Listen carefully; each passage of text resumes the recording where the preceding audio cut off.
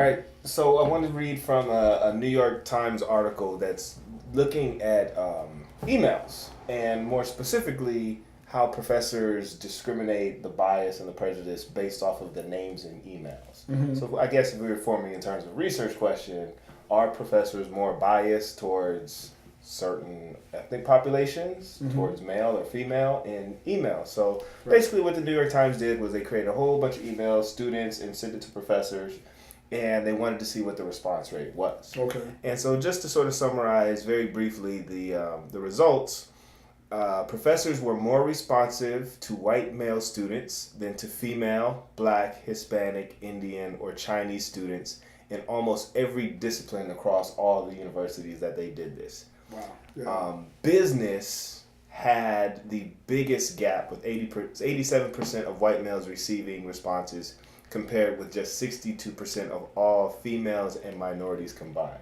Wow. So the study really shows that there's a discrepancy in how, and a bias, we should say, in response rate for emails. So you've been teaching for a while now. What is your response? What is your thoughts on the study? Or how do you handle responding to emails? And When I think about this, it really cracks me up when people already know something and then research like stumbles along with the evidence later on. But people of color have known this for quite some time to say that if you have a name that sounds quote ethnic, then people respond to you very differently than if you have a name that's non-ethnic. And so that's why when you interact with someone who has a really thick accent, no matter where their accent is from, it can be a Spanish accent, it could be a Vietnamese accent, and then they say, my name is Joe, or they say, my name is Becky, or something like that. It's like I always wonder, it's like, is that, I hate saying it like this, but if you have a really thick accent and you are saying something like Joe or John or something like that, I always wonder, is like, what's your real name? Because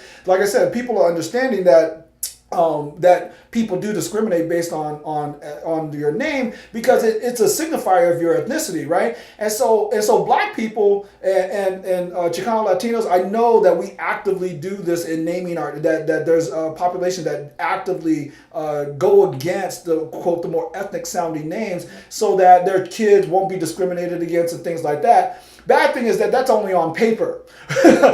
because on paper my name is Bruce Hoskins, and so look, there's probably not too many more white names. That's probably not a whiter name than that Bruce. I don't know if you can get better with that. But Hoskins is from England, and so I know that this is something that on paper I look very very white on paper, and then I got the PhD from USC, and people are probably assuming all of my whiteness and all of that, but then they meet me, and then now all of a sudden it gets a little bit awkward because they thought that they were going to be speaking to someone else. And so I wanted to make it clear though that when it comes to like Chicano Latinos, well, they can say whatever first name they want, but it's their last name that normally gives away their ethnicity. While for black people, it's not our last names that normally give away our ethnicity, it's the first name. And so we have more control to whatever degree of naming ourselves and not and sounding quote more white on paper, but there's always going to be the discrimination that happens when you actually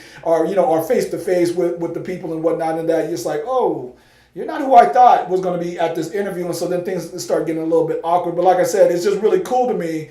Not cool like okay, but cool like people of color really are smart and really can pick up these patterns because we've known this for a long time. Now we just have research to back it up. Right. For me, I think about just the actual process of responding to email as a professor. Yeah. I'm getting better, department chair. I'm getting better and a faster response rate. Right. But I think because as a black student, receiving emails and brief emails and the feeling that I was annoying a professor in my emails or when I wanted to speak with them, it makes me much more conscious. And if I know a student is African American, or if a student is Chicano or Latino or Latina, or if they are of an ethnic minority, it makes me conscious and say, okay, I need to really respond to that and make sure I don't make them feel how I felt.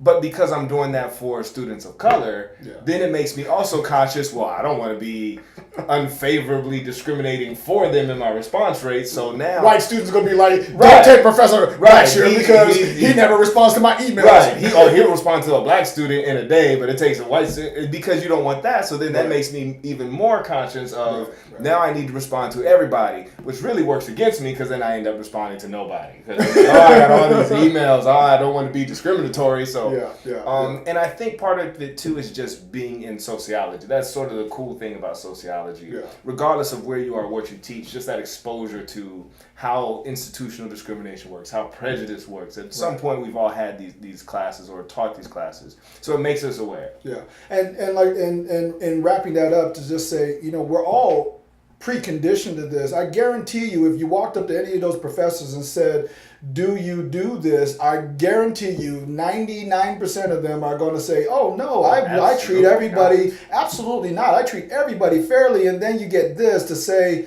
look, we are conditioned. We're socialized to do this. Please, and if this is something that you wind up thinking about, you got to act on this, right? It's like, be fair to everyone or be fair to no one. And either way, at least you won't be prejudiced when you do it. Do I have permission to not answer emails? I didn't say that. Okay.